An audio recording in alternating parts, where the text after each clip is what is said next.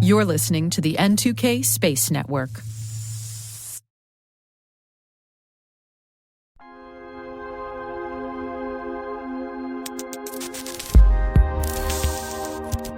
Welcome to T-Minus Deep Space.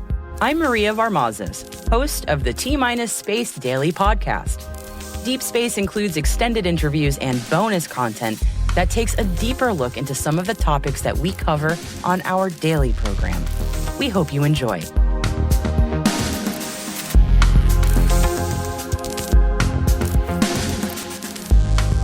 Today, I'm speaking with two people for my interview: Timur Davis, director at Munich Re Ventures, and Peter Ortez, principal at Munich Re Ventures.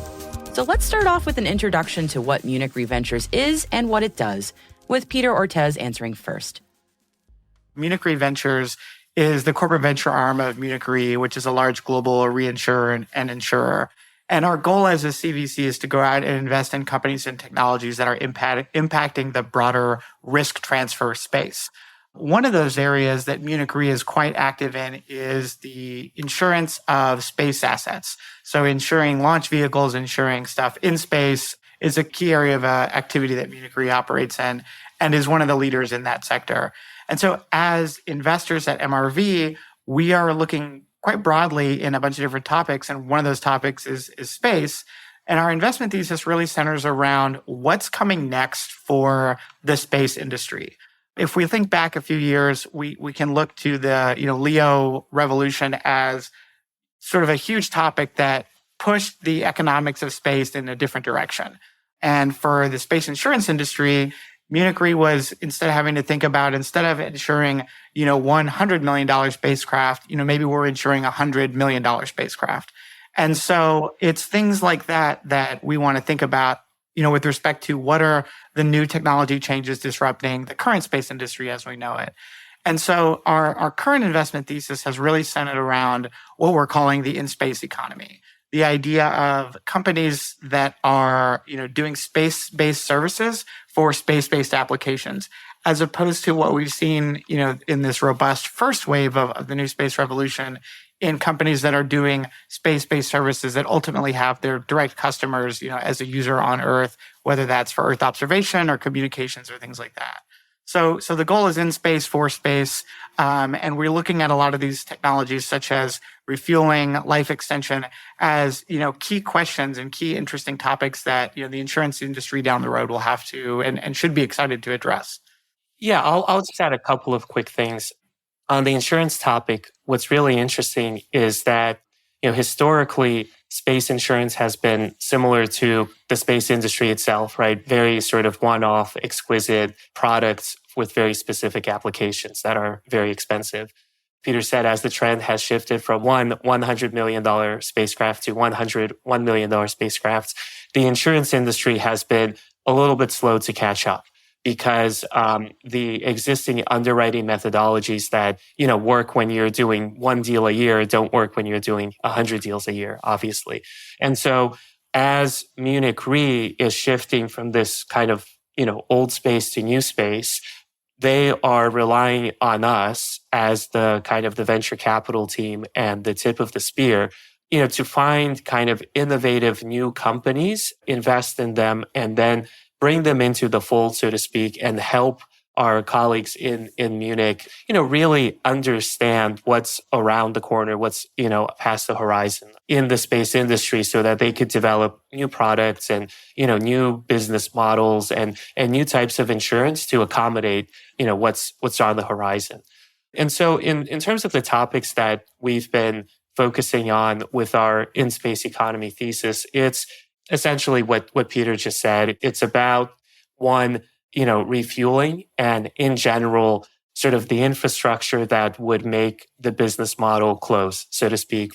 So we invested in a company called OrbitFab. In fact, we led the seed round of OrbitFab in 2020 with kind of this idea that if a future space economy emerges, refueling will need to be a key part of that, right? Like today, when you purchase your car, you don't kind of drive it off the lot until it runs out of fuel and then dump it at the side of the road and go purchase a new car. The same, concept applies with OrbitFab. We then expanded our thesis with sort of the second big topic, which is space domain awareness. And there we invested in a company called Okapi Orbits, which is a space domain awareness / space traffic management company, where again, we led the seed round.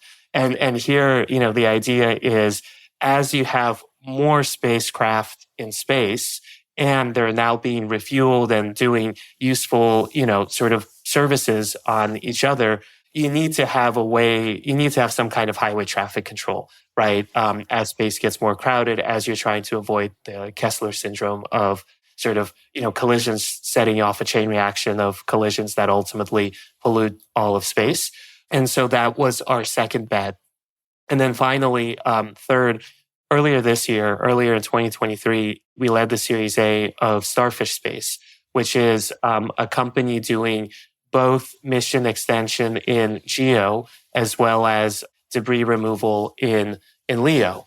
And there, the idea is old space is not dead, right? GEO satellites are still incredibly important and incredibly relevant. And if anything, I think we're starting to see the pendulum maybe start to turn a little bit in the favor of GEO. And in that case, if you can extend the life of a 20-year asset to 25 years or what have you, then there is, tremendous economic benefit that you can create. And in fact, those economic models can be sort of completely rewritten. And then on the LEO kind of debris removal side, this is, I think there's still questions around how the business model of debris removal will work. But ultimately, it's going to be critically important in LEO to have, a safe and clean, highway that the SDA guys will then be able to help monitor. If you kind of look back across where we've invested and how we've invested, we're really looking at, infrastructure and, to use an overused term, like platform plays in this sector. We look at something like Orbit Fab as kind of laying the groundwork.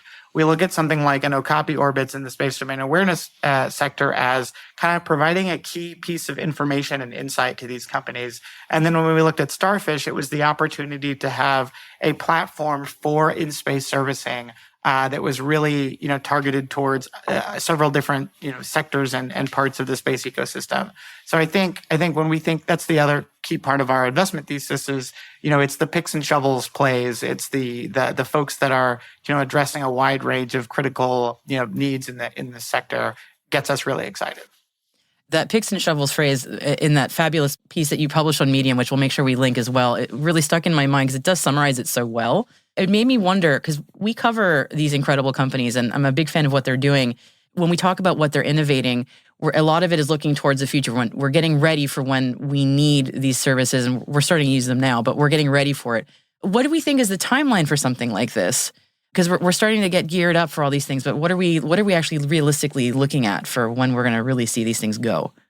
Yeah, I don't think we quite have a crystal ball on that part yet. But what I think we're excited about is there's a lot of stuff happening, in the near term that's really moving us in this direction of, where we think we're going, which is this world of us living. I think Jeff Bezos uses the phrase like living and working in space. And I think folks like, Orbit Fab are looking to, have assets in space that they're, Starfish, I think as well, that they're, looking at testing and working on. And, to provide key information to figure out how the next mission is going to go. I think with respect to some of these elements like space domain awareness is happening now, right? We're looking at tracking all this debris and all of these different, items and assets in space to understand how we're going to react when these, scary moments that are of impending collisions are starting to happen more and more frequently. I think, we look at commercial partners as saying, hey, we're ready to kind of jump in and explore this in the next, 3 to 5 years to at least get, let's call it a demonstrator satellite up and exploring how these customers are ultimately going to interact with the startups.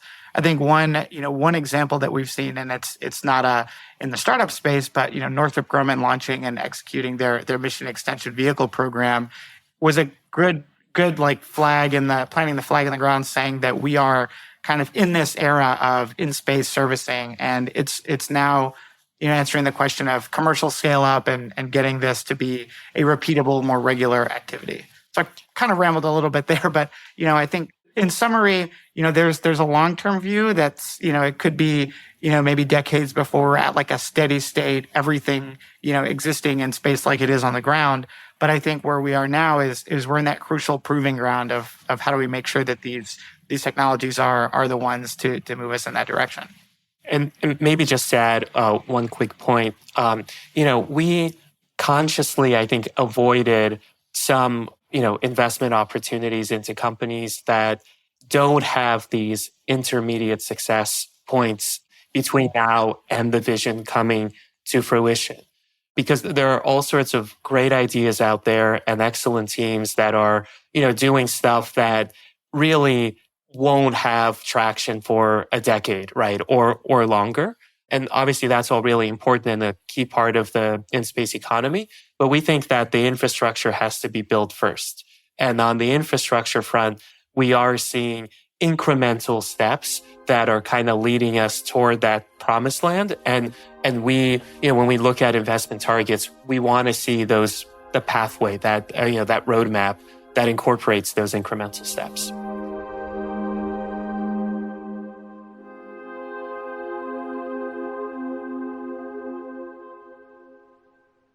We'll be right back after this quick break.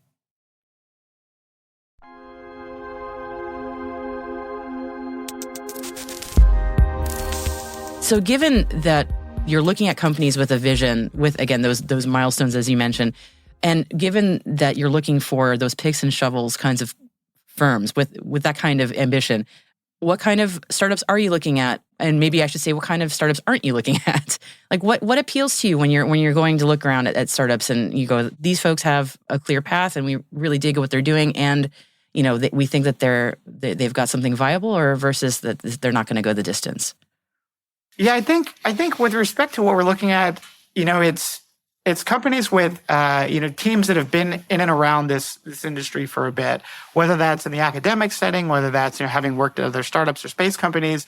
It's interesting. We're kind of in this second wave of a space startup rush, where probably 2015 to 17 we had the Planet Labs, we had the acquisition of Skybox in 2013. We started to see the beginning of what was once not considered a venture investment at all, and now something where we're seeing those entrepreneurs who came from other space startups taking what they've learned and bringing them to a new company. So I think we're looking for teams that really know the industry, the sector well, but who are also looking at things with fresh eyes and figuring out, okay, here's the challenges of the last few years. Here's how we can innovate on them. As Timur mentioned, we like to see companies that have some sort of path towards, initial commercialization or initial, de-risking. What I think we're a little bit more wary of is those companies that have really grand visions, but it's only going to be an all or nothing sort of outcome, and we're not going to know until their first major milestone that may be 5 to 10 years away. So I think that's a little bit where we stay away from. And I think what we also like to see is companies that are going after sort of known or understood pockets of demand in the space industry. Trying to create new markets, especially when you need a lot of capital to do that, is a bit challenging. So, each of our investments has been in a sector where folks are really crying out for, hey, we either don't have this or we want this, but we want it better. And I think that's really exciting. I think where we typically stay away is as I previously mentioned, those binary outcomes around, whether there's capital here or not. And we also tend to stay away from spaces where we see, a ton of competition from other startups and from the incumbents. We like to look at those places where the incumbents are either not thinking or viewing it as not, core to their business. Just to add maybe a quick thing to Peter's wonderful response, I think we want folks that have demonstrated a little bit of traction before we invest. So although we're happy to be seed investors, the way we say it is we don't like to fund science projects. So we want to see technology that's, at least somehow being taken out of the lab and sort of brought into more of a startup or more of a commercial domain. So using OrbitFab would be a great example wherein they had demonstrated fluid transfer on the International Space Station by refueling a water tank with their fueling port before we had invested. And so, they had their fueling port in space doing fluid transfer. That's a great bit of progress that I think really demonstrates the viability of the technology. So that's one. We've seen the kind of the DoD and sort of all the associated organizations and agencies play a really big role in the space for obvious reasons. And that role is, if anything, increasing as geopolitical kind of situations evolve. But that having been said, we really want to focus on companies that are commercial kind of first or dual use, right? So we won't discount the military side of things. And obviously it's very important and a great way, especially early on, to get traction. But ultimately, we are focusing on folks that are targeting the commercial sector. And I think that's an important differentiation point.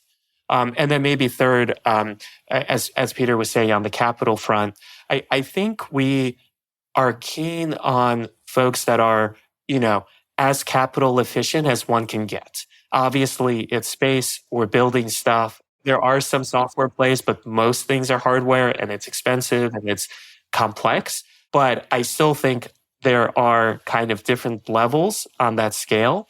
We are a little bit, I would say, hesitant or reticent to go kind of to the most capital intense side of that spectrum. And we want to see folks that have innovative business models and innovative ways to be, if not capital light, at least capital medium. Fair enough. Given the fascinating context of MRV within the Munich Re group, so we're talking not just insurance and venture capital and insurance together, risk is a big part of what you both are dealing with. So this is a philosophical question, admittedly. So what is your approach to risk? I mean, I think risk is what makes this industry, right? It's not venture capital if there's not risk and things that are uncertain, right? Otherwise, we'd be putting our money in bonds. What we want to do here is we want to go after companies that have an edge on that risk-reward balance, right? Where they can see, okay, we understand the risks that are out there, and here's why we, as individuals, as technology, as a business model, as builders of all these three things, are uniquely positioned to gain more reward than the rest of the industry can from this sector. So we're not. I would say we as investors are not afraid, to take early stage risks if we see something that really indicates this could work out really well, or these folks really have an edge here.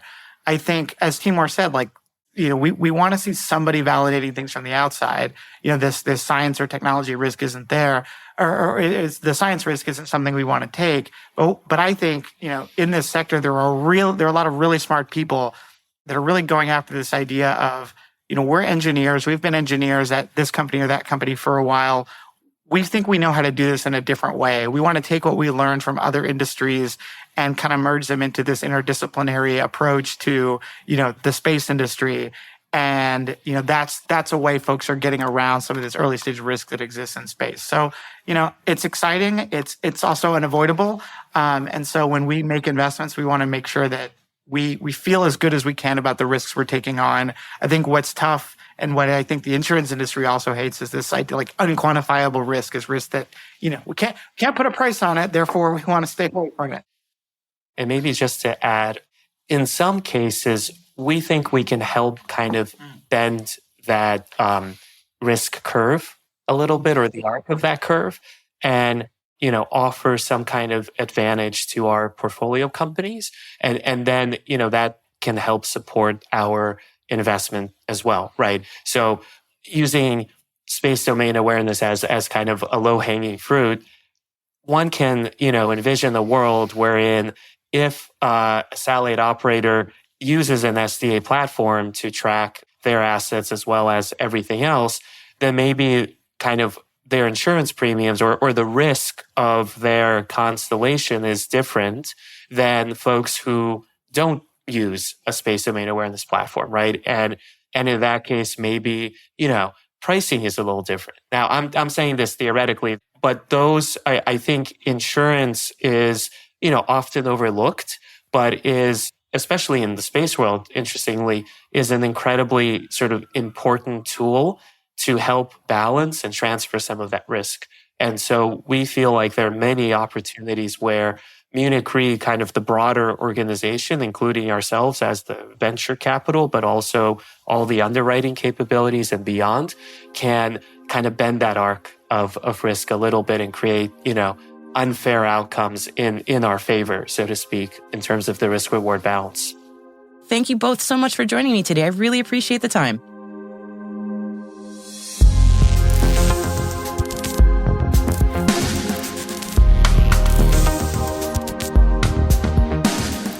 And that's it for T-Minus Deep Space for June 23rd, 2023. We'd love to know what you think of our podcast. You can always email us at space@n2k.com or submit the survey in our show notes. Your feedback ensures that we deliver the information that keeps you a step ahead in the rapidly changing space industry.